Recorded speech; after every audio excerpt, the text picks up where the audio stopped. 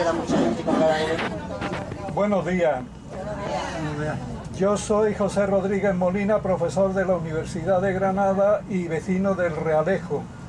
Y voy a dar unas cuantas líneas de lo que vamos a hacer hoy, de lo que ha hecho ya y han preparado en la asociación, pues Piedad, María del Mar, y aquí traigo a Manolo a mi lado, que nos va a hacer hasta un reportaje para luego montarlo en internet, que podamos verlo cuando queramos. Vamos a hacer un viaje muy bonito.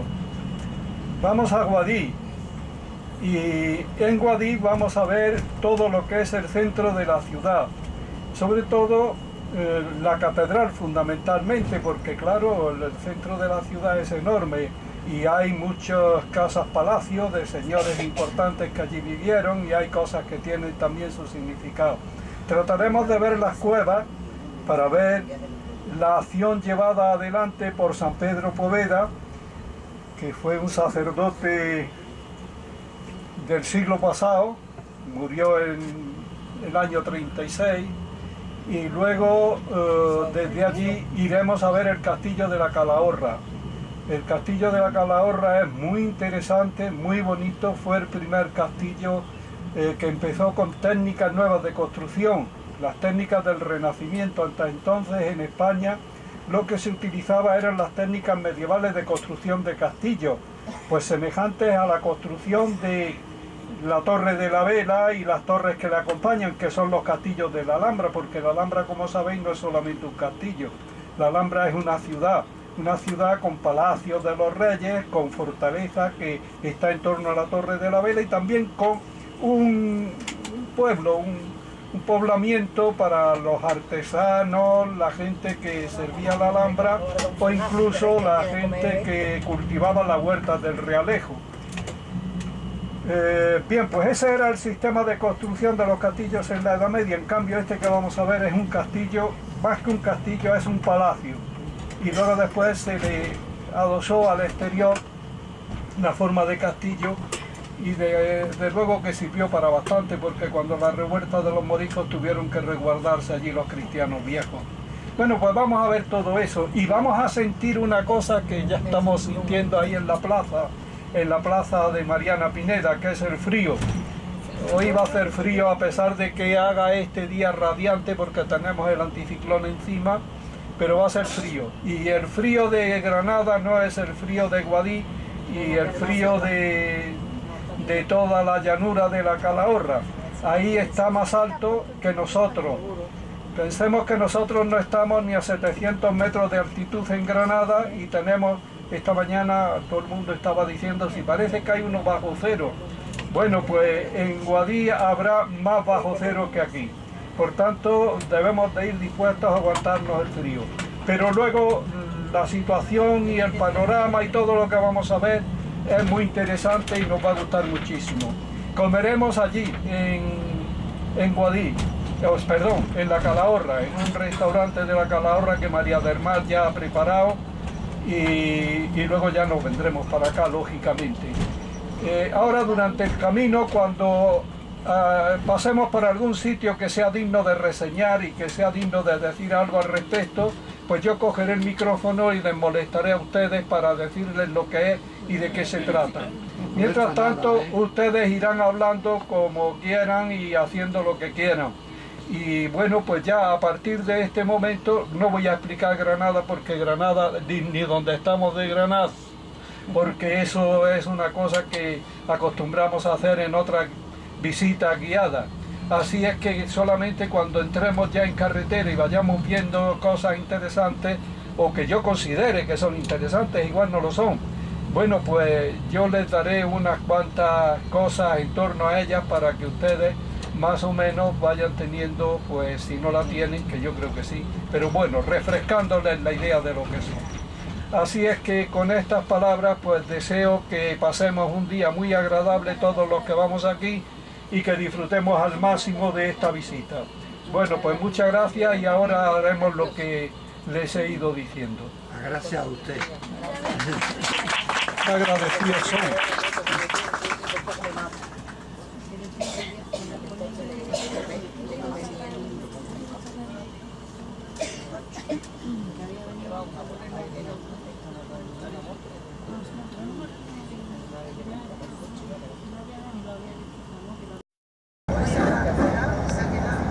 Bueno, me van a permitir que les moleste, pero ya vamos teniendo cosas que vale la pena comentar. Si ven a la derecha enfrente se encuentran la sierra, la Alfaguara, a la izquierda está Sierra Elvira. Vamos por este pasillo del medio, un pasillo bastante ancho, que este es el que nos conduce hacia Madrid, hacia Jaén, pero nosotros vamos a girar muy pronto a la derecha. Vamos a tomar la autovía que nos conduciría si fuéramos hasta Murcia. Claro que no, no vamos a Murcia, vamos a Guadix. Pero vamos a ir por un camino muy bonito. Es una cornisa desde la que vamos a ir viendo toda la Vega de Granada y por supuesto la ciudad de Granada. A un lado está la Vega de Granada y al otro hay la montaña que estamos viendo. Bueno, ahora nos las ocultan las casas que tenemos aquí, con todos los pueblos que se recuestan ahí en la falda de esa montaña. Una serie de pueblos, está Níbar, está abajo Güevejar, luego está Alfacar, luego está Vizna y luego subimos al Alfargue. Y la sierra esa se llama la Alfaguara. ¿Y por qué se llama la Alfaguara? Pues se llama la Alfaguara porque eso es una palabra árabe. Y esa palabra árabe significa manantial. Ustedes saben que en Alfacar, al pie de la sierra, de esa Alfaguara, surge un manantial grande, abundante de agua, que es la fuente de Ainadamar, la fuente de las lágrimas. Ain Dama significa fuente de lágrimas. Y ese agua es la que viene conducida desde allí, pasa por el Fargue y viene a parar al Albaicín. Con ese agua se regaba el pago de Ainadamar, que es donde está ahora la Facultad de Filosofía y Letras, la Facultad de Odontología, de Biblioteconomía, en fin, una serie de facultades. Y eso era un pago que estaba distribuido en muchas parcelas que las labraban moriscos y además tenía también muchos cármenes, porque los cármenes no estaban como están ahora en época, antigua, en época medieval, no estaban como están ahora dentro de la ciudad, sino que estaban en las afueras. Carmen, ya lo he dicho en otras visitas, Carmen significa viña, Carmen significa viña. Entonces era otro tipo de Carmen distinto al de ahora, que es como el chalet, con su piscina, sus jardines. No, el Carmen estaba en medio del campo y podía tener viña, podía tener almendros y olivos. Era una casa de campo y una casa, a la vez que de cultivo, también de recreo.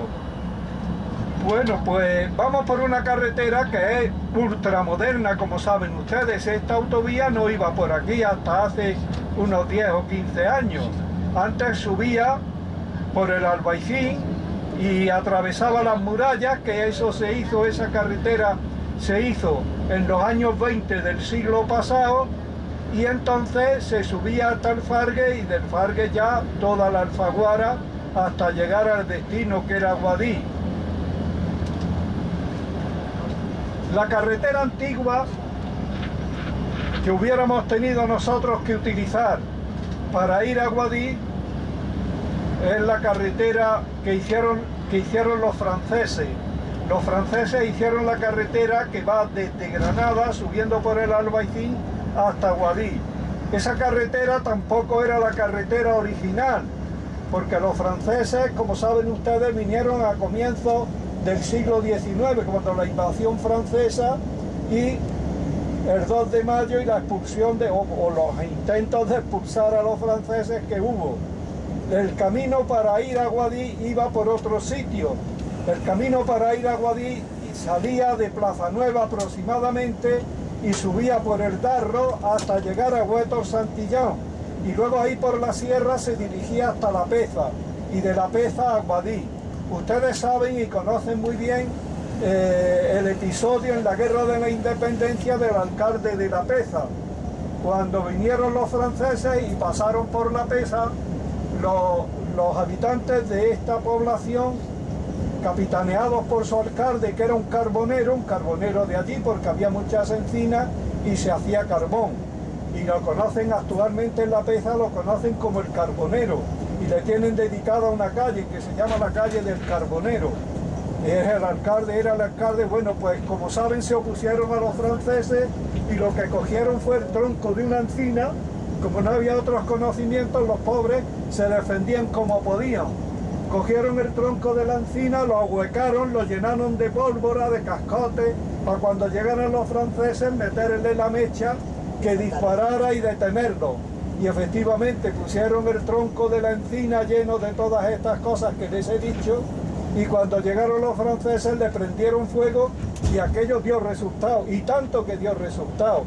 El tronco de la encina saltó hecho añicos y claro que mató franceses, pero mató también a todos los de La Peza que estaban allí prendiéndole la mecha. De todas formas, eso quedó como una gran hazaña que los niños aprendíamos en la escuela cuando hablábamos de la Revolución Francesa y de las guerrillas que se organizaron, que no fue esta solamente, sino también estuvo el alcalde de Gete y Otiva, que también luchó de esa manera contra los franceses, el cura Merino, en fin, mucha gente que se tiró al monte para frenar aquella invasión que hacía Napoleón de España sin tener por qué hacer nada.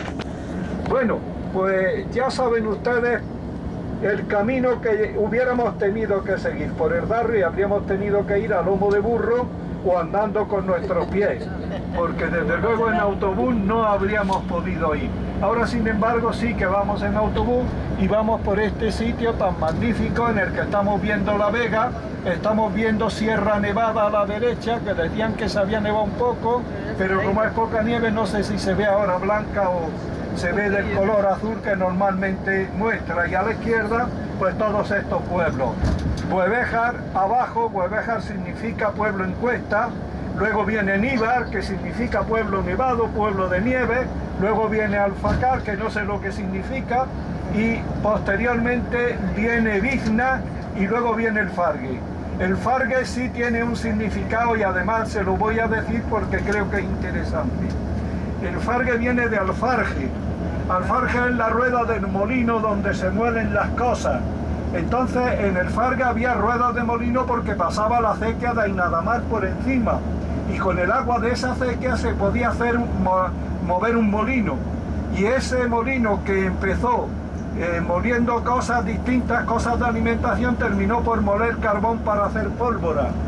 Y ese molino incipiente que empezó por moler carbón para hacer pólvora, esto es Alfacar, todo esto es Alfacar.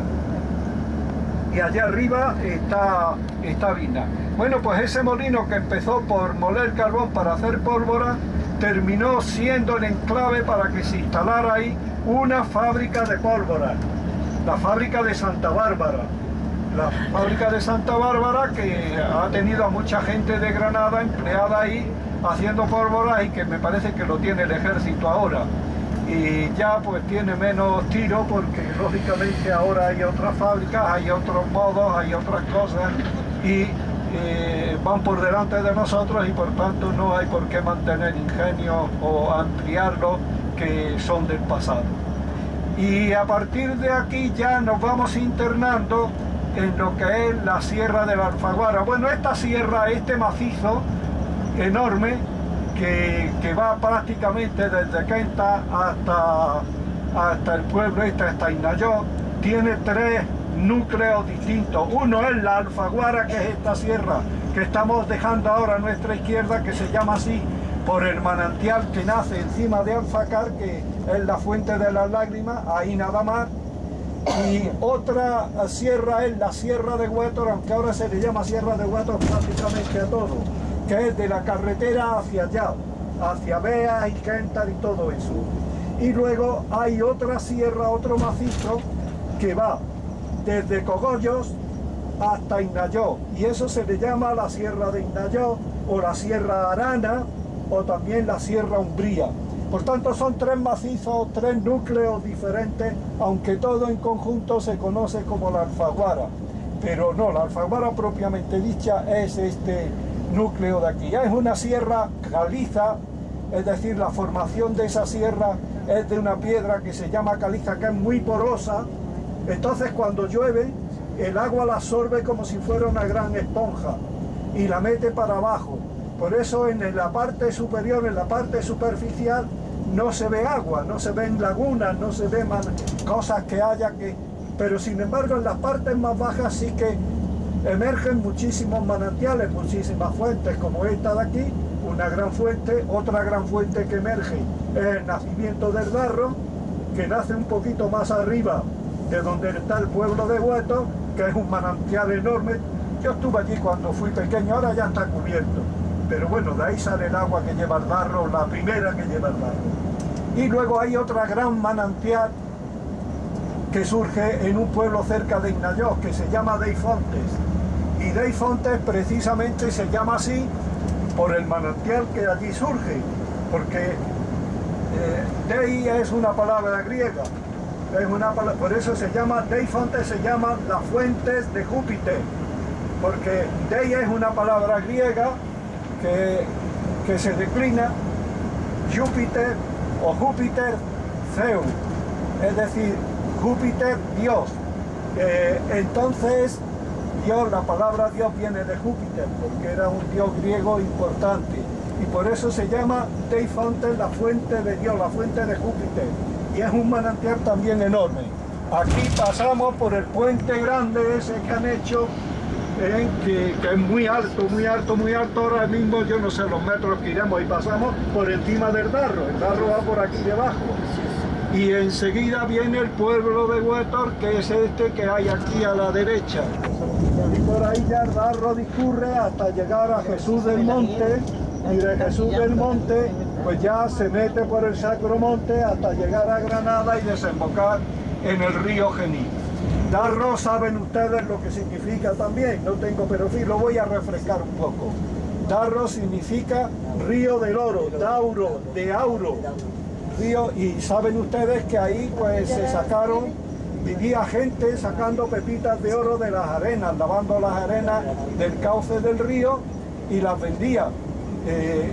Eso en los tiempos peores, claro, ahora quizás no se costea, aunque me parece que todavía hay gente que le gusta ir y encontrar alguna pepita pequeñita, porque está muy castigado todo eso y muy buscado. Y por aquí ya vamos subiendo la cuesta del Cerezo. Esto se llama la cuesta del Cerezo y ella nos va a conducir, ya hemos pasado, me parece, sí hemos pasado por Puerto Lobo. Ahora nos dirigimos al Puerto de la Mora. Puerto de la Mora tiene 1380 metros de altura. Les digo que Granada no llega a los 700, en torno a los 700 metros de altura. Por tanto, este tiene casi el doble de altitud que Granada. Por eso, cuando hay nubes, siempre nieva en el Puerto de la Mora y siempre hay un problema para la circulación. Tienen que destinar alguna máquina quitanieve para que los coches puedan pasar. Es un paisaje precioso, un paisaje lleno de pinos, lleno de encinas, de chopos, en fin, de todo tipo de árboles y también de matorral. Entonces un paisaje bastante bonito. Ahora del Puerto de la Mora bajaremos luego a la venta del Molinillo y nos dirigiremos a Diezma. Diezma es un pueblo de Granada que está, ya lo veremos y ya hablaremos de él cuando lleguemos. Ahora les dejo contemplando el paisaje, que es muy bonito, y comentándolo entre ustedes. Muchas gracias de nuevo. Bueno, ya nos vamos aproximando a una zona muy familiar a la que casi todos hemos venido en algún momento de nuestra vida a pasear, a tomar el fresco, a disfrutar de la montaña. Ahora a la izquierda, ya vemos las montañas de enfrente que están a la izquierda, está Prado Negro. Está Prado Negro y por ahí baja el camino antiguo, muy antiguo, que venía de Guadix y bajaba hasta Cogollos, y después de Cogollos podía dirigirse a Granada o podía dirigirse por Alcalá la Real hacia el Valle del Guadalquivir, hacia Córdoba y Jaén. Bueno, Prado Negro es una zona muy bonita, se han hecho chalets, hay fuentes, hay vegetación, hay cosas también incluso para los que vamos allí podernos estar tranquilos, hay mesas. El Prado Negro posiblemente nace el río Fardes. El río Fardes que vamos a entrar ahora con él y que baja hasta cerca de Guadix y luego enfila hacia abajo hasta desembocar en el Guadiana Menor. Bueno, el río Fardes, según aquello de allí, todo aquello de allí es Prado Negro. Lo que hay debajo de esas montañas a la izquierda, toda esa parte de ahí. Y por ahí va un camino, ese camino que vuelvo a decirles era antiquísimo. Tan antiguo era que cuando los mozárabes de Granada en el siglo XII llamaron a Alfonso I el Batallador, rey de Granada, para que viniera a ayudarle, allí está Prado Negro, ¿ven las casas?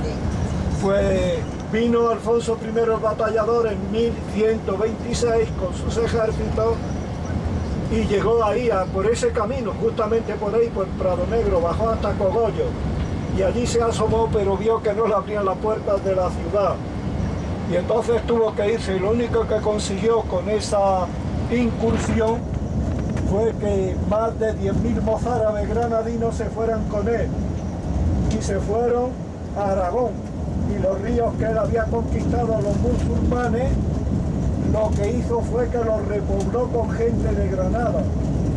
10.000 mozárabes, es decir, 10.000 cristianos que vivían en Granada y se fueron con él, sirvieron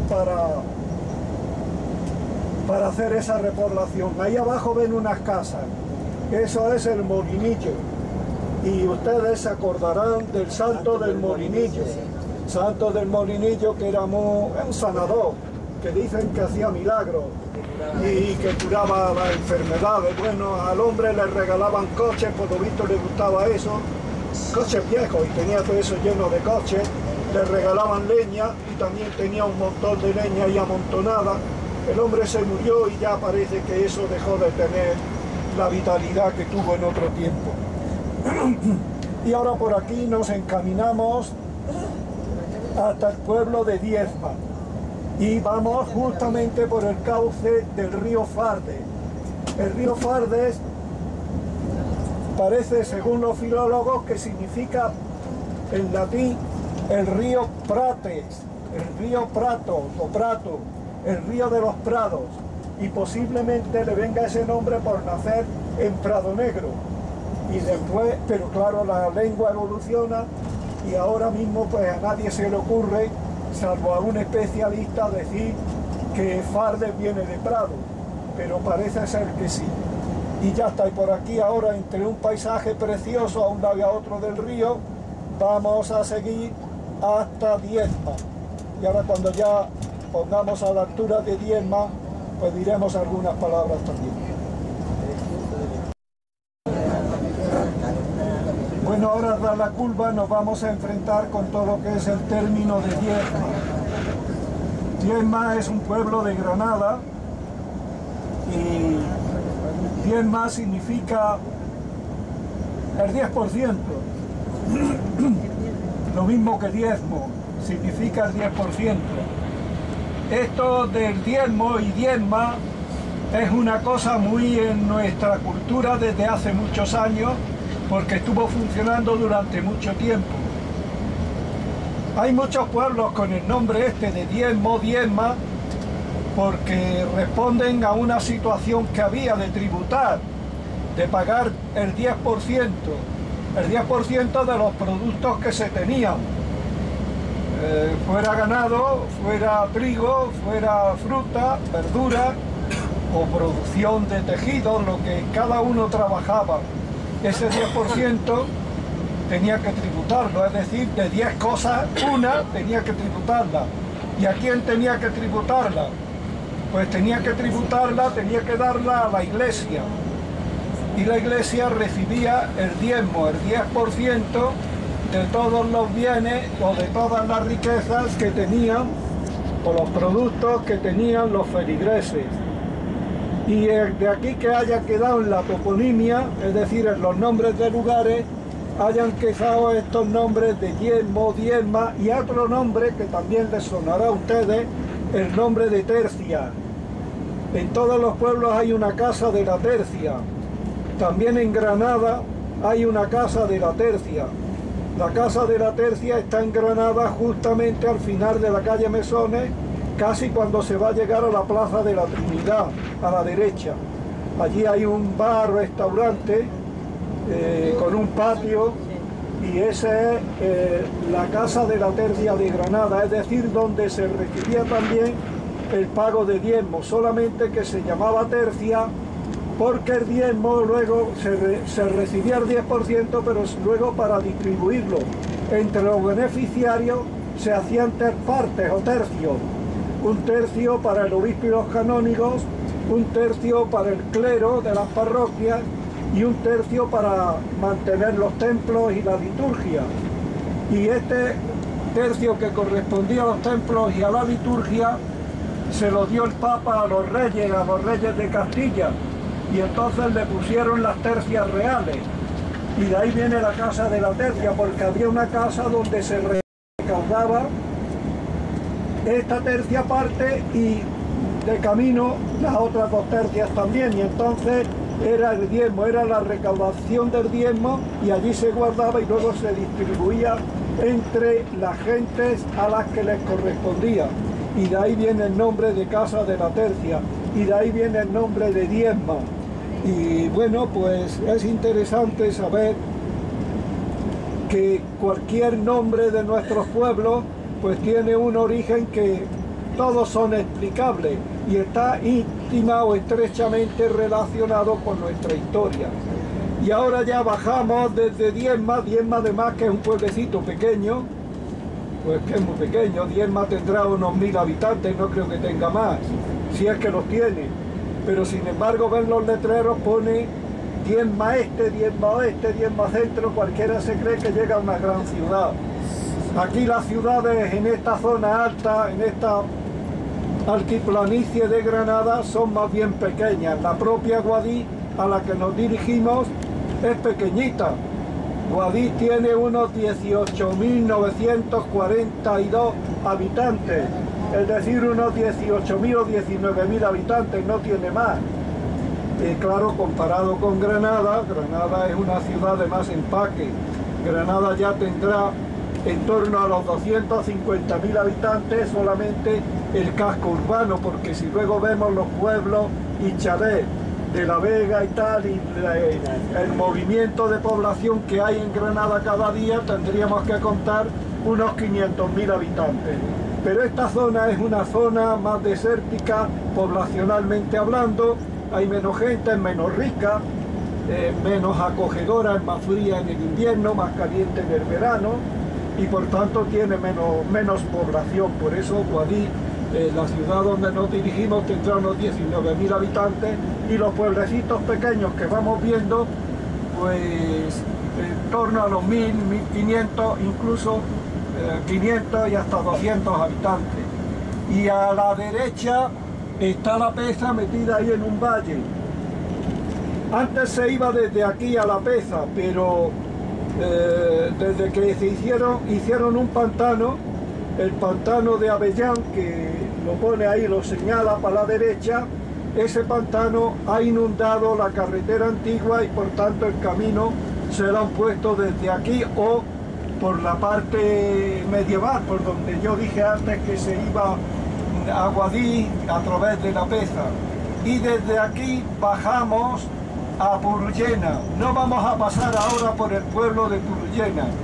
Todos estos pueblos son ya de la comarca de Guadix. Ya estamos viendo la comarca de Guadix. Guadix prácticamente es un oasis en medio del desierto, porque la zona de los alrededores es una zona seca, una zona que no da demasiada vida y por tanto no está habitada. En cambio, la población se coloca en el valle del río, el río Guadix, el río Aci. Precisamente Guadix significa eso, Guadix en árabe significa río, y Acci es la ciudad de siempre, Acci, Guadix, Aci, el río, Guadix, el río, Acci, de Acci, de Guadix. Y por eso los de Guadix se llaman acitanos, para decirlo de forma culta, y para decirlo de forma popular se llaman guadijeños. Entonces ahí tenemos todo el valle abajo, que es un valle fértil, es un valle rico, porque está irrigado. Ahora hay muchas alamedas preciosas porque están con las hojas amarillas del otoño que dan un paisaje precioso. Y luego Guadix es una zona de cuevas, es una zona troglodita, es decir, de cuevas, porque como ven ustedes, las paredes de tierra que aquí mismo vamos viendo de arcilla son muy propicias para hacer un agujero, meterse para adentro en esa madriguera y construir una casa. Actualmente, bueno, la vida en la ciudad se ha ido remodelando en torno a casas construidas de forma tradicional en otros sitios y han ido dejando las cuevas. Pero la cueva fue el hábitat, la cueva fue la casa tradicional de esta zona. Por eso en Curuyena había muchas cuevas, en otros pueblos de aquí de esta zona había muchas cuevas y en Guadix había muchas cuevas.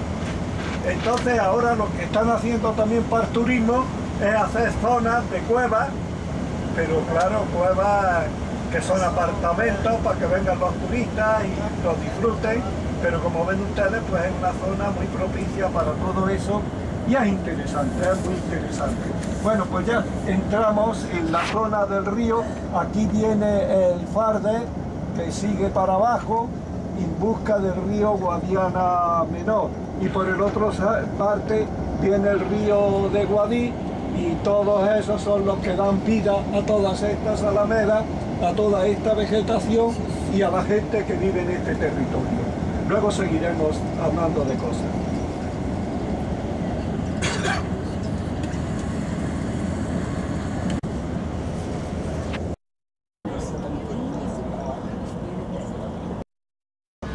Bueno, pues ya estamos en Guadix, como dice alguien por aquí. Vamos a atravesar el río.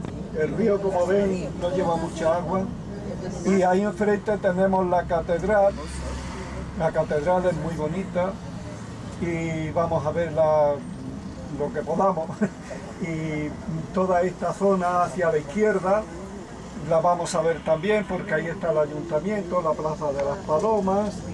Y ahí en torno a la catedral está también todo lo que es la ciudad antigua, de más importancia, y luego ya en la periferia están los barrios de cuevas. Si podemos, María del Mar parece que habló algo de esto, pues iremos a ver las cuevas donde el padre Poveda estuvo haciendo su misión cristiana y donde, bueno, empezó a surgir la idea de lo que ustedes saben que hay una institución religiosa que se llaman teresianas.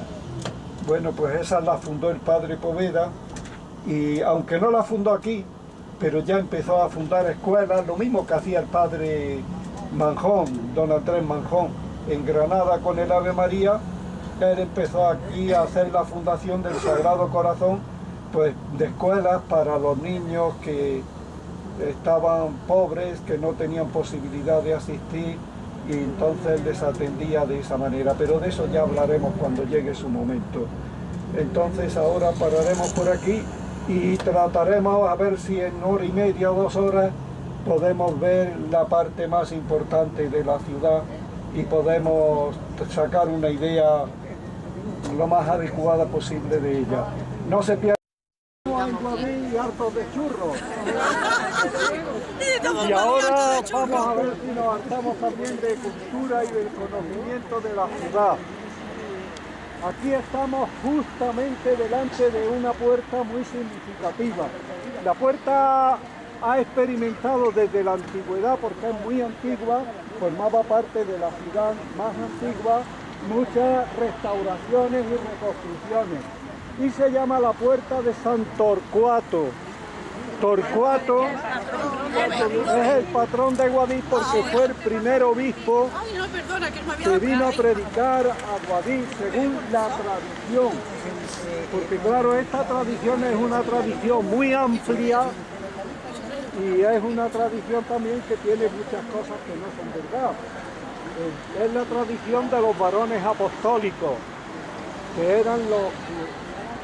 Es una imaginación porque históricamente no es verdad. Que aquí hubo un obispo, sí es verdad, pero que La tradición de los varones apostólicos fue un invento del siglo VIII en adelante. Decían que vinieron con Santiago 7 varones apostólicos y que luego se fueron distribuyendo por distintos sitios, y aquí tocó uno de ellos, que era San Torcuato, que fue el que predicó, ayudándose de Santa Luparia, una señora noble de aquí, que les ayudó, aunque luego los persiguieron también a los cristianos. Posiblemente sea la diócesis más antigua o de las más antiguas de España. Eso es verdad. Y Guadix era una ciudad muy antigua, más antigua que Granada. De tal manera que cuando empezó Granada, en el siglo VIII o en el año 1000 a.C. a funcionar, Guadix tenía una importancia ya grande entre los iberos.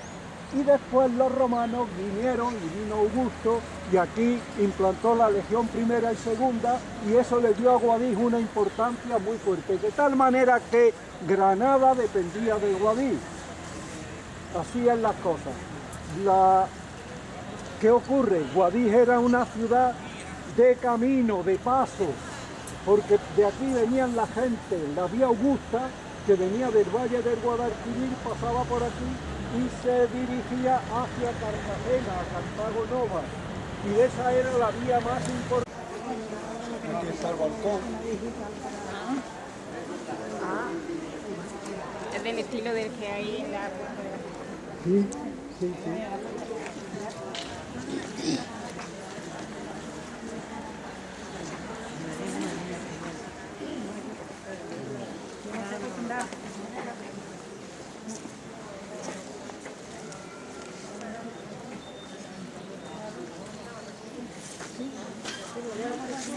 Sí.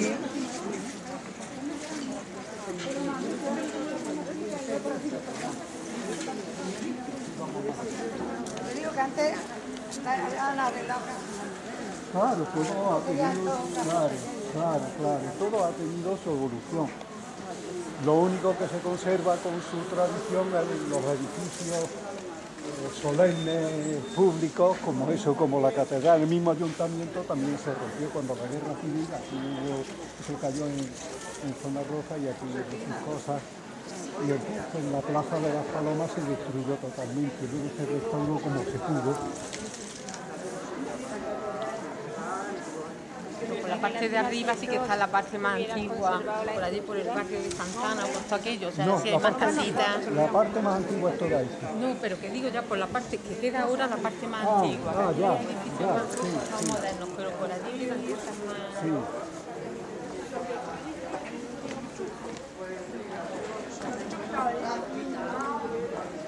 Sí, pasa lo mismo que en la escala también, en la zona más llana es donde se ha edificado más.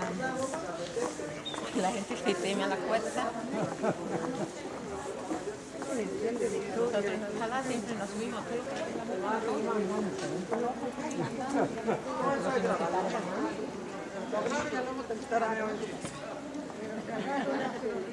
vamos a dar una vuelta por ahí. Vamos a ver, vamos a subir por aquí por la escalera.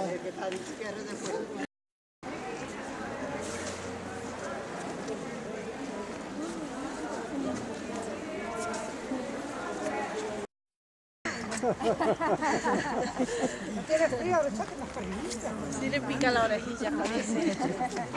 La mamá y la mamá de ella es mi hija. Esa es tu hija. Yo no sé poner la capucha. Porque va de la chica, ¿eh? Bueno, no, que viene gente todavía.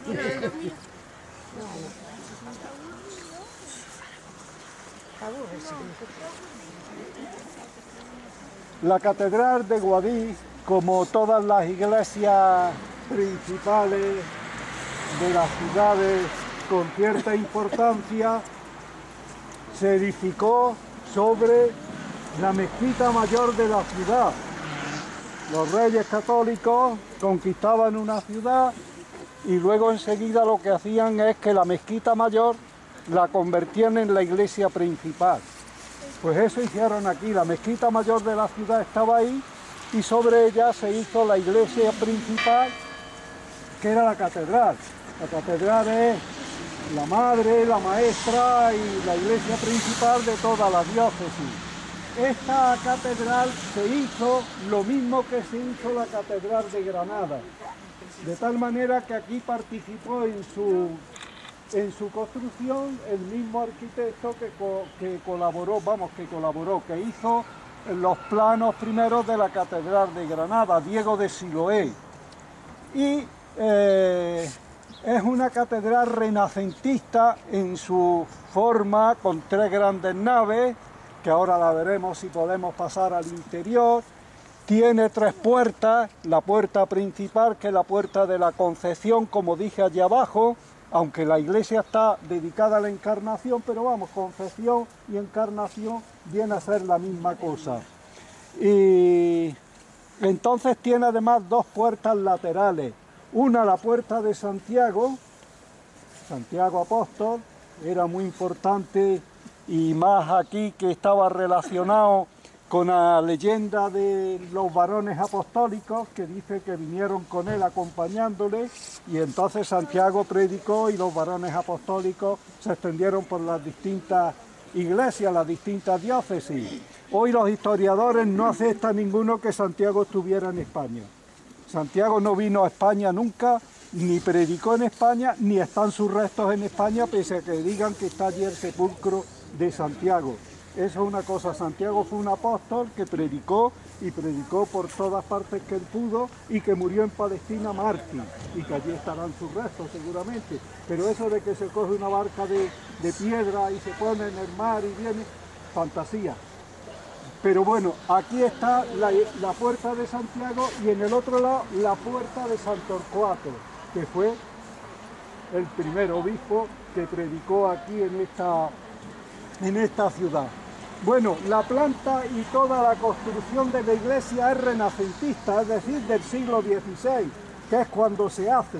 Pero si miran por fuera, salvo aquella cabecera que es preciosa, que es renacentista, esta parte de aquí de la torre, verán que es una torre barroca, es decir, del siglo XVIII. Además, no se nos pierde la pista, porque en lo alto hay una fecha que se ve muy bien y dice año de 1710, es decir, la época en que está en pleno vigor el barroco. Pero bueno, tampoco se pierde la pista, porque la torre tiene un montón de elementos que son eminentemente barrocos y son clásicos del barroco, por tanto no hay ningún problema. Dentro de la catedral hay mucha riqueza, hay una custodia muy interesante y hay también una serie de esculturas que aquí Torcuato Ruiz del Peral, un gran escultor, hizo en el siglo XVI, y por tanto nos vamos a encontrar esculturas en los púlpitos de la misma catedral y una serie de riquezas de este tipo. Tenemos que tener en cuenta también que muchas de las cosas, de las joyas que tenía la catedral, pues sufrieron, aquí sí sufrieron en el 36, ¿no? De la catedral se fundó también, todo esto era parte noble, parte de la antigüedad de la ciudad antigua, parte noble.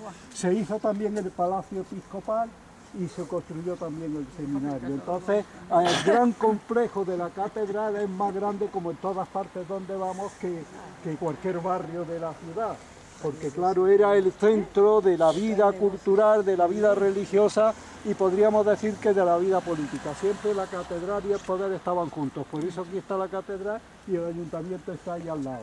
Igual que en Granada estaba la catedral y el ayuntamiento estaba en la Plaza Virrambla.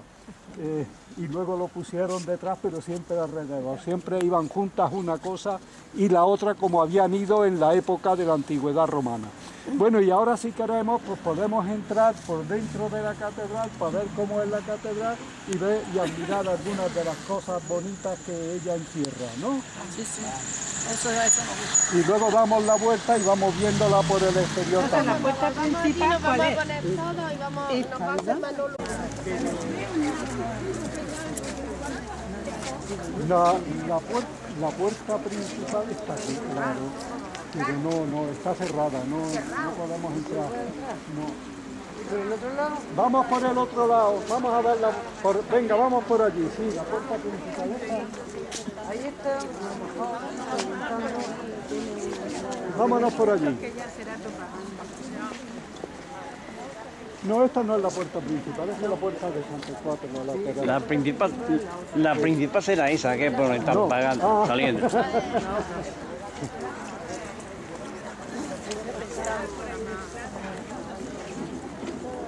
Esa es la principal, ¿sabes? Sí, esa es la principal. Esa es la principal. No, vamos, vimos que había un pasadizo como este.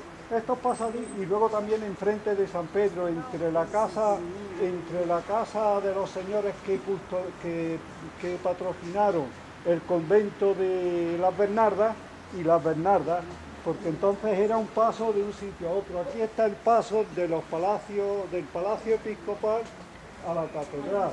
Era una manera de no tener que salir a la calle, y por esa parte se internaba enseguida en la catedral el obispo o los canónigos o la gente que viviera en este otro sitio. Entonces es una cosa interesante. Vamos a seguir dando la vuelta alrededor, y la mejor manera de ver la catedral, porque por lo visto la puerta que hay ahí pasa con factura. ¿Qué vamos a hacerle? Tenemos que ver lo que podemos.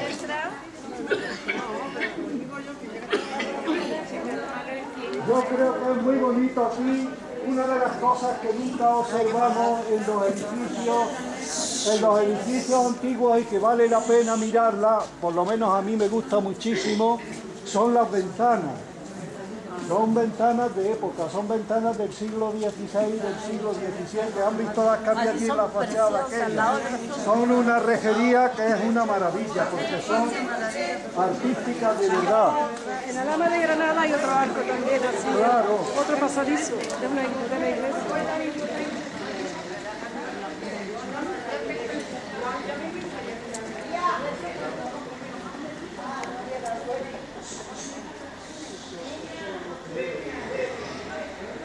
Ah, que viene un coche,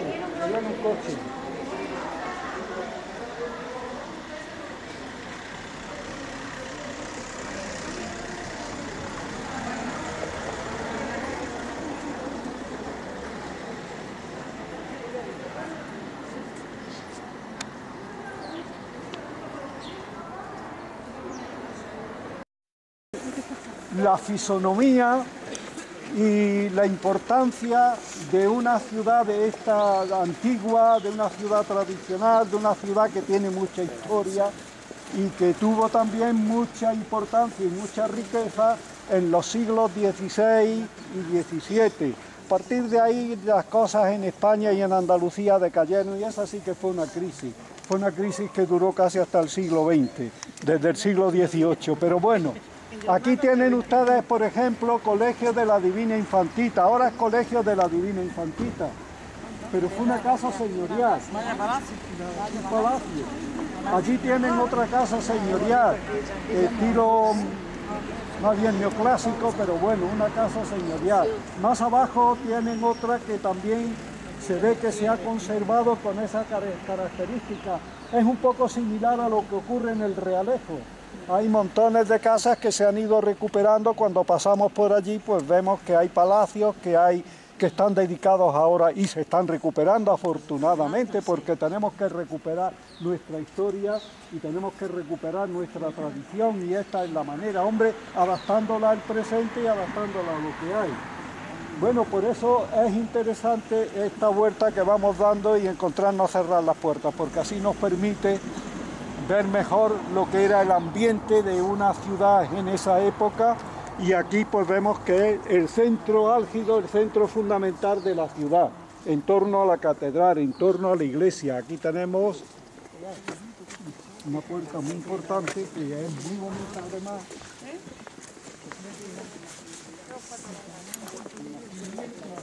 No, sí, hay que Más que la otra. ¿Eh?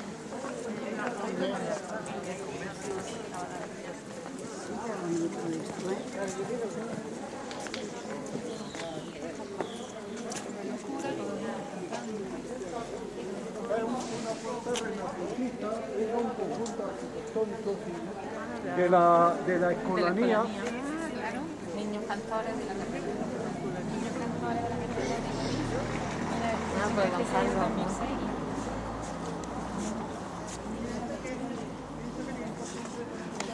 Que aquí hay muchas cosas. Guadix tuvo una cosa, y es que vino un sacerdote con muchas ganas de enseñarles música a los muchachos. Hizo una escolanía que cantaban muy bien. Precisamente nosotros tuvimos también la oportunidad en esta Semana Cultural de tener contacto con gente de la escolanía, que había estado en la escolanía y que nos informó muchísimo acerca de la música, y aquí pues le han dedicado este grupo escultórico que es muy bonito, con el director de... Yo le conocí cuando empezaba a funcionar, que nos dieron algunos conciertos y tal, y bueno, esto empezó en el 56 hasta el 2006, claro, la vida de... Esto soy yo. A los 50 años. Soy yo, me vaya a perdonar un momentillo. Dime. Su móvil. Yo tengo la mía también. Sí, Además, pues tengo que mirarlo. la mayoría tienen tarjeta y ya de un grupo más barato. Vale, ¿tú tienes WhatsApp? ¿Cómo? No. ¿Qué lo ponen? Vale, pues mira, espérate que lo voy a mirar y te llamo. Por aquí hay una, creo que hay una. Mi alumno Salvador, que es el coordinador de toda la actividad artística de aquí de la zona, es el coordinador, pues nos ha traído hasta aquí, ha venido el hombre a saludarme y me ha dado mucha alegría. Él trabaja aquí, es el coordinador de todo esto. Entonces vamos a entrar en la catedral. Vamos a verla, yo les voy a dar dos, ya prácticamente les he dicho, no vamos a ir capilla por capilla, pero sí les voy a dar una panorámica desde dentro de cómo se configura la catedral en el interior. La vemos rápido porque tenemos un cuarto de hora para las 12 y a las 12:15 estaremos en el autobús, yo no lo sé, pero a las 12:30, como muy tarde, tenemos que ir a la Calahorra, al castillo. Él no nos puede explicar cosas dentro porque cada uno tiene una función, pero él sí que ha sido muy amable y quiere estar aquí con nosotros. La señora que ha venido a preguntarme. Sí, María. Que don José fue profesor mío en la universidad. Bueno, pues muy bien. Venga. El museo se inauguró en el 2001. Bueno, vamos a ver por dónde estamos. Perdonen un momentillo.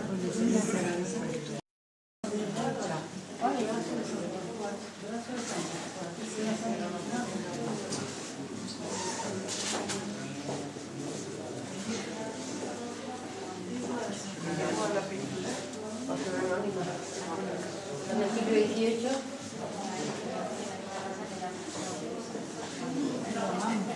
Esa da por lo menos, esta también.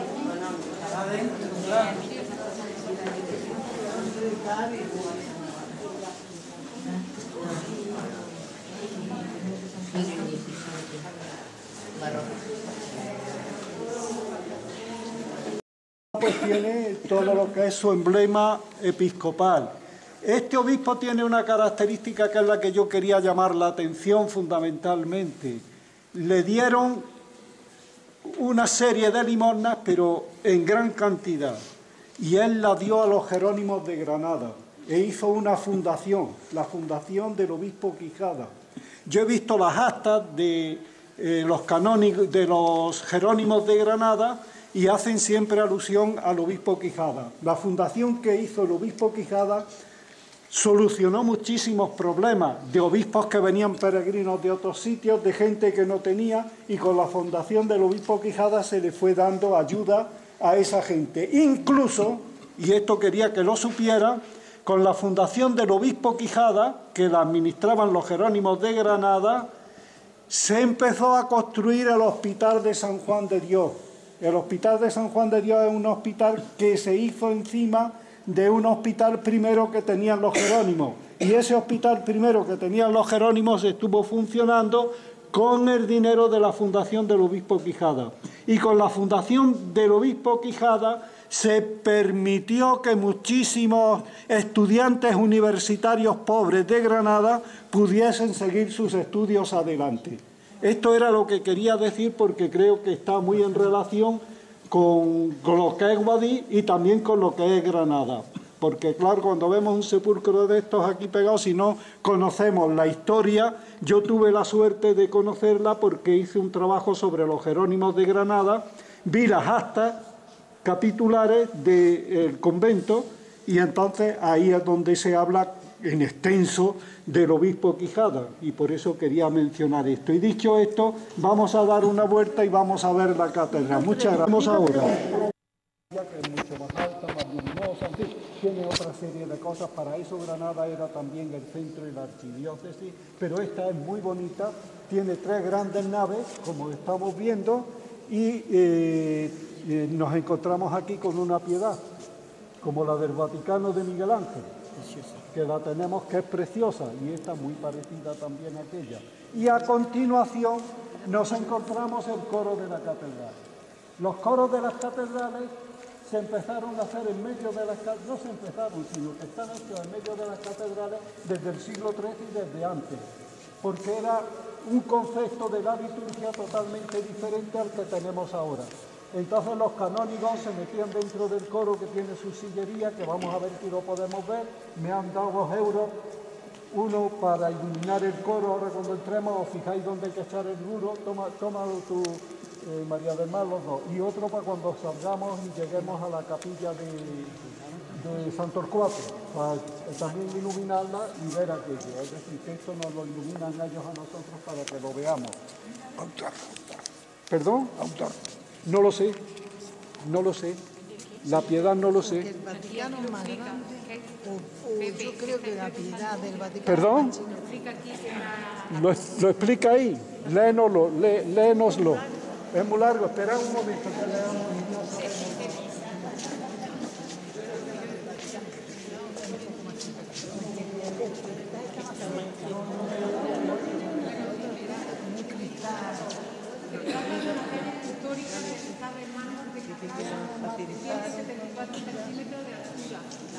O sea, y también lo que decíamos aquí, el mármol la sillería del coro, es decir, la silla donde se sientan los canónigos. La sillería, como toda la escultura o la mayor parte de las esculturas que aquí hay, son de Torcuato Ruiz del Peral. Los púlpitos, las esculturas que tienen los relieves, que están totalmente rotos porque aquí hubo meneo en el 36 y entonces se le cortaron cabezas, etcétera, pero también son de Torcuato Ruiz del Peral. Y luego van a ver ustedes muchísimas capillas en las naves laterales. Estos son capillas. La capilla se llama así porque el nombre viene de Carlomagno. Carlomagno tenía en su palacio un oratorio donde tenía guardada la mitad de la capa de San Martín. San Martín fue un santo, que saben ustedes, francés, y entonces iba en su caballo, era un guerrero, era un militar, y con su gran capa, y se encontró un pobre sin capa ninguna. Entonces cortó su capa por medio, le dio la mitad al pobre y él siguió con la otra mitad. Entonces esa mitad de la capa que él guardó, la cogieron cuando murió, porque murió en olor de santidad, y la guardaron como una reliquia. Esa reliquia fue al rey de Francia, y Carlomagno la cogió y la puso en su oratorio. Y ese oratorio se empezó a llamar por la capa, pequeña capa, capella, pequeña capa, capella, y de ahí viene capilla. De manera que cuando ustedes oigan la palabra capilla ya saben cuál es su origen. Ahora bien, seguimos adelante para ver la evolución, porque a la catedral, a la iglesia grande que vayan, esto lo van a encontrar constantemente, las capillas. ¿Qué significan las capillas en las catedrales? Pues mire usted, para las cofradías no, ahora sí es para las cofradías. Pero tradicionalmente, desde siempre que empezaron a hacerse las catedrales, sobre todo las románicas y luego las góticas y renacentistas y barrocas, las capillas tenían una misión, y era que la catedral o la iglesia en cuestión vendía la capilla a una familia adinerada, una familia noble, que la compraba y allí ponía su enterramiento. Y entonces esa capilla servía para tener a sus muertos y también para tener las oraciones por sus muertos. De ahí viene el nombre de capellán. Los capellanes eran los que decían misa, los que hacían culto en las capillas, y hacían el culto en las capillas en favor de los muertos de esa familia. Por eso hay capillas en algunas catedrales, en Burgos concretamente, que son casi como basílicas, como iglesias de riqueza, de familias muy nobles.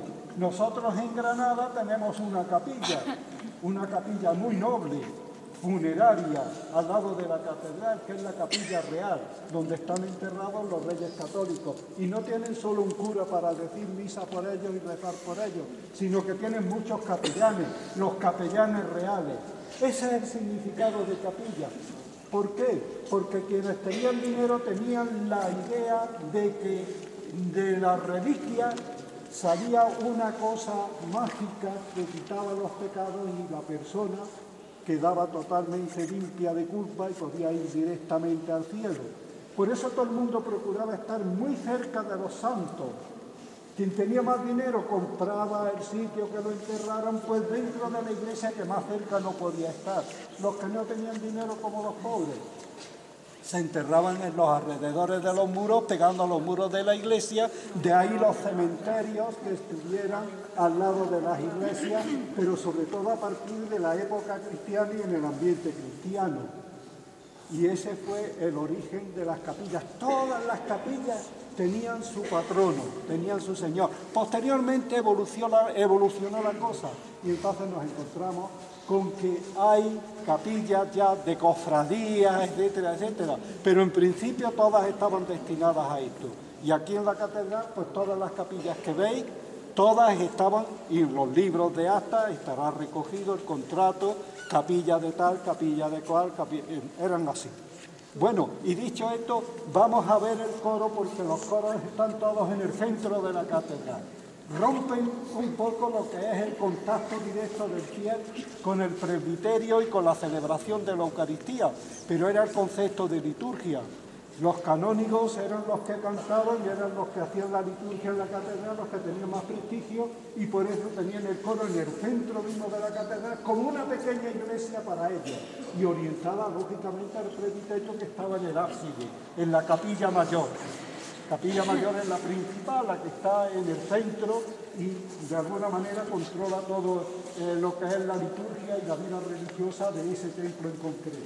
Vamos a ver si podemos pasar dentro y vemos la sugerencia. El tiempo, bueno, estamos... Que se pasa el euro y esto vale la pena verlo, ¿eh? Como veis, cada asiento está labrado con relieves en madera y está hecho una preciosidad con escultura, y en cada uno de los asientos se sentaba un canónigo. Entonces, el mismo que lo hizo aquí todo, Torcuato Ruiz del Peral. Bueno, pues ya está, que lo vean, lo observen desde fuera, pero que son muy bonitas, es preciosa la sillería y es una alegría encontrarse con una joya de este tipo aquí. En Granada me ha preguntado Manolo que qué pasó con aquello. Pues que la quitaron y desapareció y está por distintos sitios. Como había en otra serie de sitios, no. Y en las colegiatas, en las abadías, había también la sillería, el sitio donde se sentaban, porque también las colegiatas y abadías tenían sus canónigos. Eran iglesias de segundo nivel, pero tenían también sus canónigos.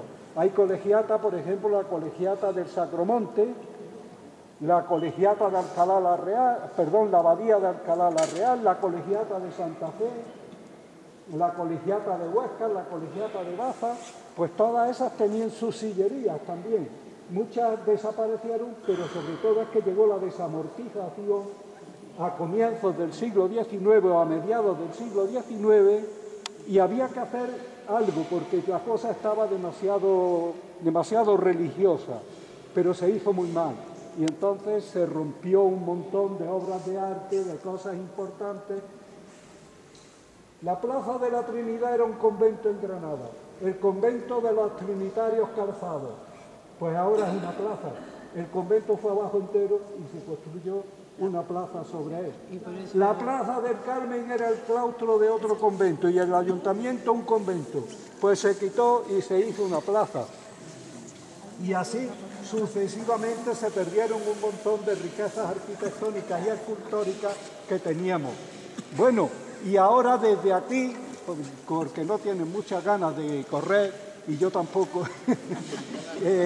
nos encontramos con la capilla mayor, que es esta, con el presbiterio y el sagrario. Y entonces es el sitio que centra toda la actividad y toda la vida de la catedral. Y alrededor ven ustedes que hay un paso que va dando curvos, ¿no? Es lo que se llama la girola, porque gira. Y entonces, ¿por qué se hace esa girola y está ese espacio? Pues estamos otra vez en la misma cuestión que hemos hablado antes de las capillas. Las reliquias fundamentales estaban en la capilla mayor, ahí en el altar. Y entonces, ahí enfrente, debajo, se enterraban las jerarquías más importantes de la Iglesia. Pero la gente poderosa quería, incluso gente eclesiástica, quería estar cerca de esas reliquias. ¿Qué se hace? La girola para dar reverencia a esas reliquias del presbiterio. Y entonces en esa girola, en los lados, se empiezan a hacer capillas y empiezan a meterse en los nichos las cenizas o los huesos de las familias que tienen estas cerca. Y ese es el origen de que luego las capillas se extiendan ya a toda la nave de la catedral. Tienen ustedes dos púlpitos en mármol hechos a un lado y a otro, en esas columnas. Y esos púlpitos están llenos de esculturas exentas de relieve, de medio relieve. Bueno, esos púlpitos, ¿quién hizo eso? Pues el mismo que hizo esto de aquí, la sillería. Eso lo hizo también Torcuato Ruiz del Peral, que están rotos en algunos sitios porque, como les dije, aquí hubo revuelo y entonces se cortaron cabezas y se rompieron. No solamente de esculturas, también murieron personas, ¿no? Pero bueno, eso es otro tema que se puede ver en otro momento.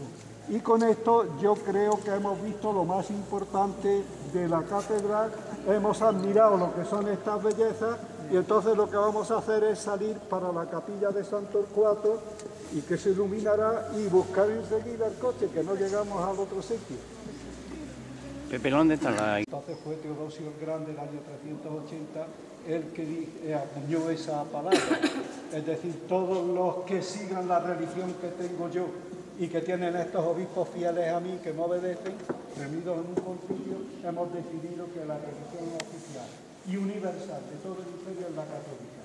A partir de ese momento, la religión romana empezó a decaer y la religión católica se impuso. ¿Por qué? Porque fue universal y entonces de perseguidos pasaron a perseguidores, porque también los cristianos entonces persiguieron las religiones romanas, tiraron abajo los dioses romanos, tiraron abajo los templos romanos, etcétera, etcétera, etcétera. Pero bueno, hasta que llegó ahí tuvieron que padecer sus persecuciones, etcétera. Entonces la capilla está dedicada al obispo, presuntamente el primer obispo de Guadix. Presuntamente el primero que predicó aquí también la religión cristiana. Y por eso pues se han volcado en tener lógicamente una capilla dedicada a este santo, una capilla que, como ven ustedes, todos los signos que tiene más barrocos no pueden ser, incluso tirando para neoclásico muchos de los signos que se ven aquí, ¿no? Pero que vale la pena ver. Entonces nos han dado el euro para que echáramos, la ha hecho María del Mar, para que se ilumine y podamos ver la capilla, que no dábamos con ella ni por todos lados. Por eso llevaba yo esto. Esta. Y aquí pues nos encontramos con esta plaza porticada, que además es perfecta, rectangular, muy bonita. Y en principio estas plazas se dedicaban al comercio, a la actividad comercial. Incluso en los pórticos se albergaban artesanos que vendían sus productos. Por eso en algunos sitios, como en Baeza, que también hay una plaza porticada de este tipo, pues hay sitios que se llama pues el pórtico de los zapateros, el pórtico de los tales, de los distintos artesanos que había en la ciudad. Esta plaza es exactamente igual. Esta plaza lo que pasa es que, como verán, es totalmente restaurada y rehecha, porque aquí se cometió la desafortuna de meter pólvora. Aquí están las minas de Arquife, allí había pólvora, y entonces con los revuelos de aquella época, pues que se hicieron tantas cosas, se metió y se explosionó entera y hubo que rehacerla. Y actualmente, bueno, pues se rehizo con los cánones de la posguerra, y por eso aquí pues se van a encontrar muchas cosas de aquella época. La historia es así. Y que no sea el escudo, por ejemplo, exactamente. Ese es el ayuntamiento, ¿verdad? Ese es el ayuntamiento. Pero bueno, conserva en buena parte lo que había sido el diseño de aquella plaza a lo largo del tiempo. Esto se llama la Plaza de las Palomas, y es la plaza del ayuntamiento y es la plaza central donde se hacen las solemnidades, las ferias, las fiestas, etcétera. Y en Granada no tenemos la suerte de tener una plaza de esta, aunque sí tenemos una plaza central, que es la plaza de Vivarrambla. Lo que pasa es que la plaza de Vivarrambla no es porticada. Luego se hizo una plaza parecida, pero ya distinta, y además en distintos momentos, que es la Plaza Nueva, pero también es diferente. Ahora, una plaza de tipo castellano como esta, pues se encuentran en pueblos importantes, pero solamente en pueblos importantes, y de Granada quizás esta sea la única, porque en los demás sitios no la hay. En cambio, en otras poblaciones de Andalucía, del Valle del Guadalquivir, sí que nos las encontramos, y en Castilla. Bueno, pues ya han visto el perfil de lo que era la ciudad tradicional, por lo menos desde el siglo XVI. Y ya dicho esto, pues si nos vamos en busca del autobús para ir a ver el castillo de la Calahorra, que vale la pena.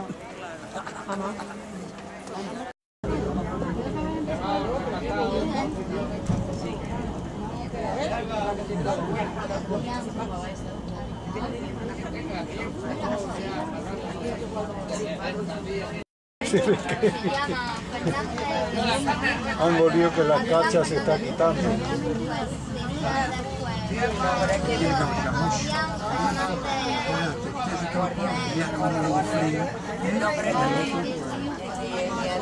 El primero de la madre, el primero del padre,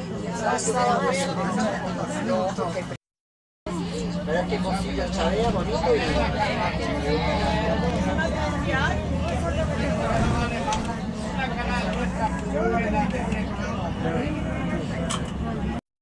Solamente para llamarles la atención y que miren a la izquierda, ven unas auténticas colonias de molinos para producir electricidad.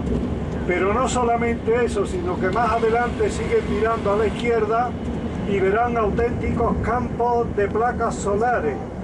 Esto es una zona, como hemos visto, muy fría. Mira, ahí están las placas solares que empiezan. ¿Qué empiezan? Eso es nada. Eso es el principio de lo que vamos a ver. Y bueno, para cultivo y eso no parece el campo apropiado, ni lo ha sido a lo largo del tiempo. Sin embargo, para la producción de energía puede ser muy interesante, energía solar o energía eólica, que son los molinos y que son las placas. Ahora verán qué campos de placas, cuando vayamos acercándonos, aquí se aproxima uno, ocupan kilómetros y kilómetros de placas solares, tanto hacia allá, hacia Almería, como de una sierra a la otra. Allí en la sierra aquella verán un pueblecito que se llama Charche. Charche, sí, es muy pequeñito, tendrá unos 600, 700 habitantes. Y la Calahorra, Arquife, Jerez del Marquesado, etcétera, están a este lado de la derecha. Y ya mismo pues aparecerá el castillo de la Calahorra montado en lo alto de una colina. La altura de esa colina y el castillo es de 252 metros. Es decir, que está alto, que hace fresquito allí. Bueno, y esto es todo. Pues luego ya de ahí, por la carretera esta, a la derecha sale otra que va a la Alpujarra, a Laroles y a toda esa zona. Y esa es la que va al puerto de La Ragua. Allí está Charche. Aquel pueblecito de allí, aquel es Charche. Acá que sea allí. Pequeño. Y allí a la derecha, ahí metido entre el valle, ese es... ¿Cómo se llama, hombre? Ana, ¿cómo se llama ese pueblo?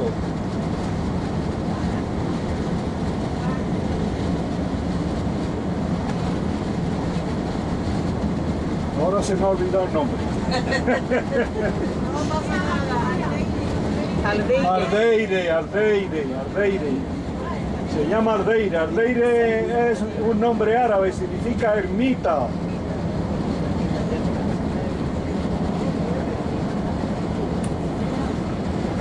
Y por ahí hacia arriba, pues al puerto de La Ragua a la derecha, y sale en televisión de vez en cuando. Es el único sitio donde los de Almería vienen a practicar las distracciones sobre nieve y eso.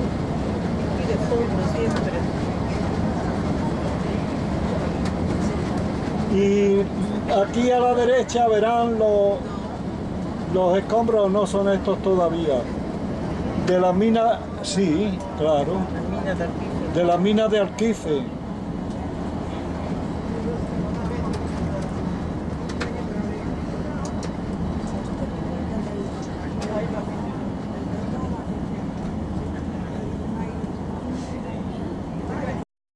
Mucha subida, es poco, pero... Es que parece más, ¿verdad? Pero que hay que subir. Como si subiéramos a la Alhambra. ¿Tú te acuerdas que estás por el caidero para arriba? ¿Qué está? Le tenemos dos subidas hasta el médico ya a la cuesta. Digo, me han puesto más harta, no estoy mucho Pero es que parece que cada año... Eso va. Digo, yo creo que te han arreglado, tú más cuesta arriba, aquí trabajito me cuesta subida. Oh, de verdad. Llamo a la Marcela por teléfono para que me meta las medicinas por estar de no subir. Tú le dices que soy yo, si tú que no subes nada, yo le temo a la cuesta, tela. No será porque no... Tela le temo a la cuesta. Pero que no te mueves mucho, Por las cuestas fatal, que como tengo Yo las cuestas, a mí las cuestas, yo me han dicho ando, que ni cuestas ni escaleras. a mí las cuestas me cuestan. Por lo resto voy con el turbo medio todo el día y voy hasta Yo la cocina. andando llano, por lo llano voy bien. Pero las cuestas, hombre,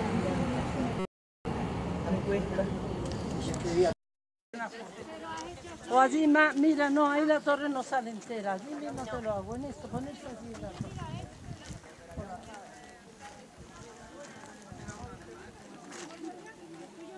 Aquí no sale la torre.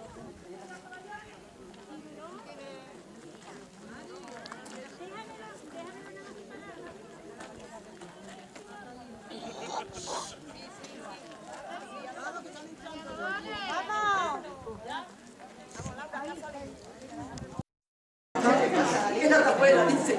Faltaba ya la afuera.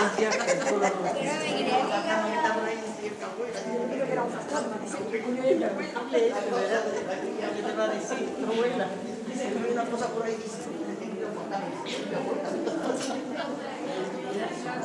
Sí. No entra por ahí abajo.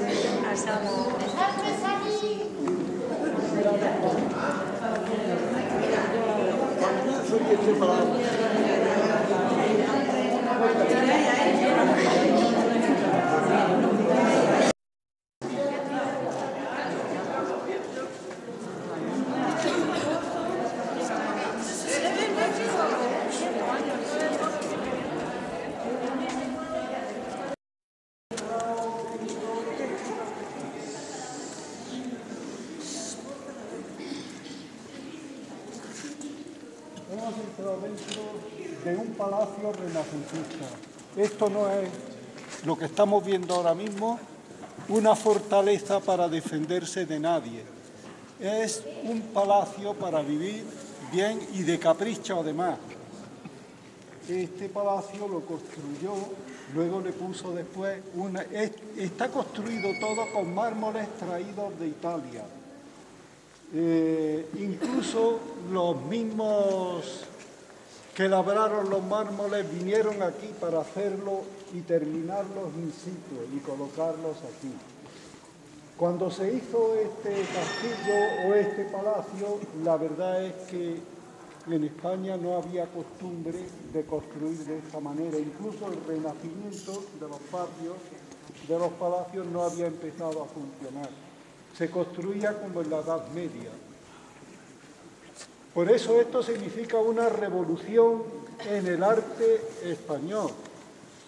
Es un castillo renacentista y si ven, y además hecho por italianos. Aquí la única mano de obra o incluso de arquitecto español que colaboró fue quien hizo las torres y quien hizo los aspectos de fortaleza.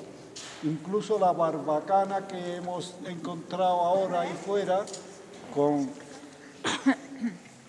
las almenas y los merlones y el grosor de piedra de la muralla, eso sí forma parte de lo que es fortaleza. Pero lo demás, si ustedes lo observan con detenimiento, verán que son auténticas maravillas. Si ven los escudos que hay entre arco y arco, son auténticas joyas. Y luego si se fijan en la puerta de entrada que tenemos ahí a nuestras espaldas, por la que hemos entrado desde abajo, posiblemente desde las cuadras donde se montaban en los caballos y salían ya subidos en ellos al exterior. Bueno, pues esa puerta es una maravilla, es una puerta totalmente plateresca del primer renacimiento, del renacimiento más aquilatado, del renacimiento que realmente lo que hacía con las piedras era auténticas joyas. Y esto lo vamos viendo todo alrededor de este patio, claro está. Un patio que se hace a comienzos del siglo XVI, en 1509, entre 1509 y 1512, y donde no se ha echado dinero, no esperemos que se conserve ahora con una solería perfecta.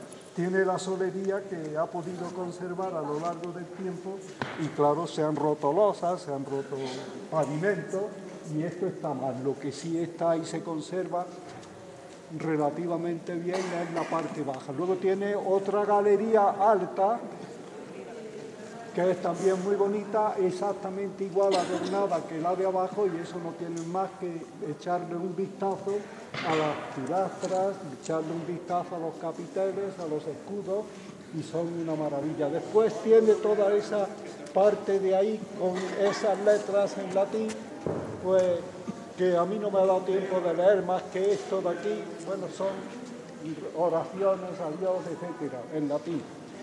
¿Quién hizo este castillo? ¿Quién hizo este palacio? Este palacio lo hizo el Marqués del Cenete, pero ¿quién era el Marqués del Cenete? El Marqués del Cenete era don Rodrigo de Vivar. Como el Cid Campeador, porque era conde del Cid, y ellos se decían, y su familia, que descendían del Cid. Por eso él se llama don Rodrigo de Vivar. ¿Y quién era don Rodrigo de Vivar y Mendoza? Pues don Rodrigo de Vivar y Mendoza era el primer hijo del cardenal don Pedro Hurtado de Mendoza, el tercer rey de España. Es decir, el rey católico, la reina católica, y él era el que más mandaba después de ellos y casi más que ellos, porque fue un hombre de un gran prestigio y de un gran poder. ¿De quién era hijo don Pedro Hurtado de Mendoza? Pues de uno que conocen ustedes desde la escuela cuando se aprendían las serranillas. Moza más hermosa no vi en la frontera que aquella vaquera de la Finojosa, que es lo que más sabemos. Hay más serranillas, incluso muchas dedicadas a Jaén. Bueno, pues este era hijo de Pedro Hurtado de Mendoza, era hijo de don Íñigo Hurtado de Mendoza, el marqués de Santillana. el marqués de Santillana, que tuvo mucho que ver con Andalucía. Y Pedro Hurtado de Mendoza, aunque era gran cardenal de España y era un hombre político que tenía mucho poder, pues tuvo sus cosas, como todos los clérigos de aquel momento, la mayor parte de ellos, porque alguien puede decirme, quieto que está usted desbarrando. Y tuvo sus relaciones con una señora que se llamaba doña Mencía I de Lemos, y tuvo un hijo que se llamó don Rodrigo Díaz de Vivar, el autor de esto, el dueño de esto. Y luego tuvo otro hijo más con ella, que se llamó don Diego. Y luego tuvo otro hijo más con otra señora, que se llamó don Juan. Y ya los que tuviera más que no reconociera, bueno, pues la Isabel la Católica, que era muy puritana, como ustedes verán en la serie de Isabel, pues le decía a la gente, porque claro, estos hijos se educaban en el palacio con los hijos de los reyes, le decía a la gente cuando iba, dice, ¿no ves qué guapos son los pecadillos de mi cardenal? Entonces ella no decía los hijos del cardenal, sino los pecadillos del cardenal. Pero bueno, eso era una cosa que estaba a la orden del día, porque este don Rodrigo de Vivar, o Díaz de Vivar, fue un hombre que luchó, joven, luchó mucho en Granada, en la conquista de Granada, en el cerco de Álora, en el cerco de otra serie de poblaciones, de Baza concretamente, y los reyes le premiaron dándole una serie de propiedades y de posesiones. Le dieron posesiones en Guadalajara, donde estaban los grandes patrimonios de su familia, de su padre y de sus tíos y de sus abuelos. Le dieron posesiones en Granada, entre otras estas, y le dieron también posesiones y patrimonio en Valencia. En Granada, además de darle el marquesado del Cenete, le dieron también un palacio que hay, que ahora es orfelinato, La Tiña. El Hospital de La Tiña, ¿no lo conocen ustedes? Está en el Albaicín. El Hospital de La Tiña era un palacio nazarí. Precisamente tiene recuerdos grandes, recuerdos importantes. Allí en ese palacio, que tiene un patio también como este, pero no es renacentista, sino un patio nazarí, con columnas nazaríes, con columnas, y en los capiteles se ven perfectamente nazaríes. Allí fue jurado por segunda vez Boabdil, rey de Granada. Como saben que estaban en la lucha, ahora voy, ahora te quito, ahora me pongo, ahora te quito otra vez, hasta que los reyes católicos los quitaron de todo. Y dijeron, ahora somos nosotros. Allí también se refugió Cisneros cuando fue perseguido en la revuelta de los mudéjares del Albaicín, cuando les obligó a bautizarse y ellos decían, déjanos vivir en paz. Y entonces en una de esas revueltas Cisneros tuvo que salir a uña de caballo y refugiarse en esa casa.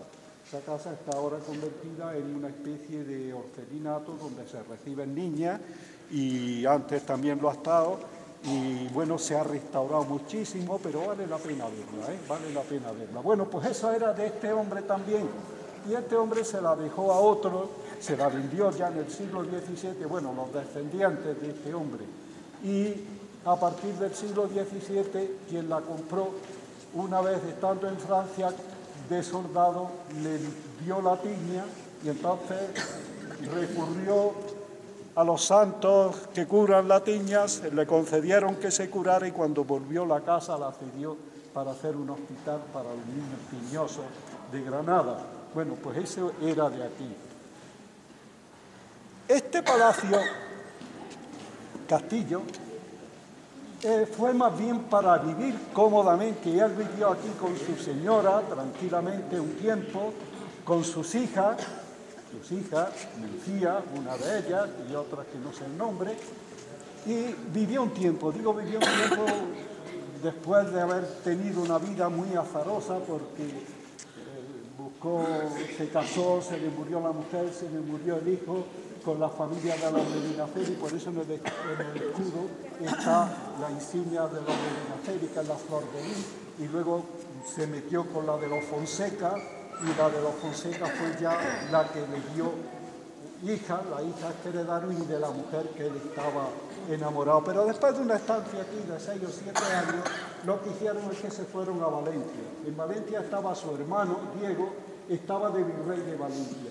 Él se fue allí y estuvieron allí, luchó contra la Germanía, que era una cosa similar a lo que eran las comunidades de Castilla, es decir, los ayuntamientos decían que ellos eran los que tenían que mandar en sus ayuntamientos y no ponerle autoridades a dedo por parte del rey. Entonces luchó contra esa Germanía y también le dieron sus recompensas. Y sobre todo, mucha gente nos hemos creído que esto perteneció y que este hombre era también el titular del ducado del infantado, del duque del infantado. Y es verdad que el duque del infantado se le dio por parte de los reyes en 1475, se le dio, pero no a él, sino a un tío suyo, al primogénito de la familia, don Diego Hurtado de Mendoza, que también sale en la serie Isabel, hijo de don Íñigo Hurtado de Mendoza, el marqués de Santillana. Y entonces ese era el título más alto que tenía, porque además se lo dio también con reconocimiento de grandeza de España. Y grandeza de España había unas 25 personas, no había más de grandeza. Pero a él no se le dio ese título. Lo que ocurre es que su hija casó luego con el primo, el descendiente del otro, era la manera como ahora, de unir propiedades, de unir patrimonio, de unir riquezas, y a partir de ese momento no es que aquel se incorporó a este título de marquesado del Cenete, sino que el marquesado del Cenete se incorporó al otro, que era el de duque del infantado. Aparte reunió otra serie de títulos muy numerosos, conde de Sardaña, etcétera, muchas cosas que ahora no vamos a dar aquí una clase de historia y menos de la nobleza, que venimos a ver el patio. Pero sí quería enfocarlo para que sepan ustedes en medio de qué están. Y ahora, si observan las ventanas, verán que aquí hay renacimiento italiano por todas partes. Un amigo mío me dice, hombre, ¿por qué no me lees y me traduces, que tengo 30 o 40 documentos de los contratos, hace poco, hará como 2 años o 3, de los contratos que hizo el marqués del Cenete para traer las piezas desde Génova y para traer los artistas desde allí, y efectivamente leímos y había una serie de contratos enormes y prácticamente aquí lo que se hizo era o por piezas que se traían desde allí mismo y luego se acarreaban hasta aquí. Alguien decía cuando subíamos, ¿y cómo subían las piedras? Pues imagínense que venían hasta Valencia desde Génova y desde Valencia hasta aquí. O sea que imagínense lo que esto costó. Pero claro, fue un regalo que quiso hacerle a su hija y a su mujer, y lo hizo. Lo disfrutaron, luego se fueron y ya esto quedó totalmente abandonado.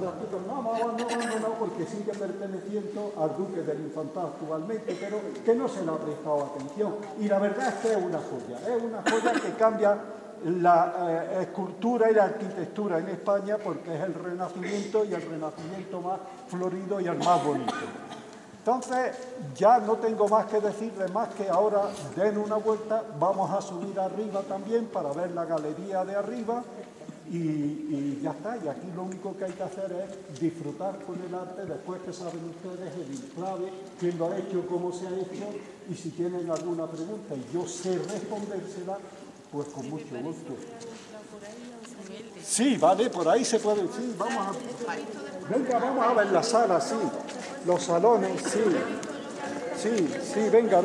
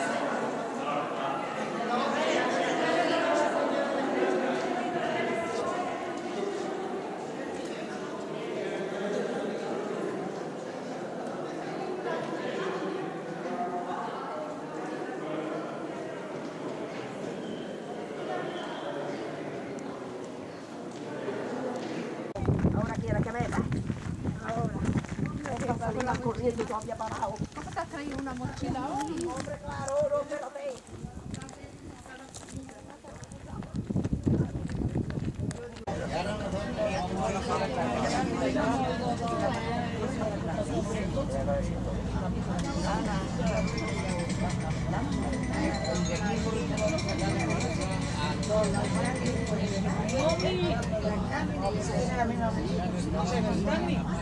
Si vamos a la otra, a llevar la que diga.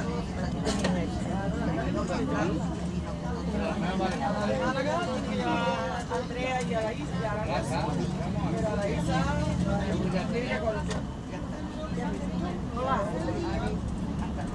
Mira, que estoy a llamar ahora mismo, es que vamos en el autobús, que mira, todavía no hemos ido ni a comer ni nada. Que dice que a las 7 y media a las 8 llegaremos, pero yo que sí. Tú tienes que dártela porque no... No, porque me Ya, pero es que digo, hasta que yo pregunte a ver la hora, porque ¿qué hacemos?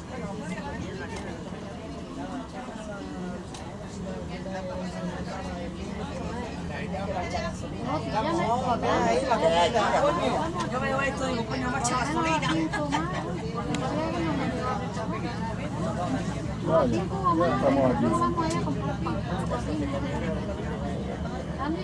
Mira, ahí venden naranja.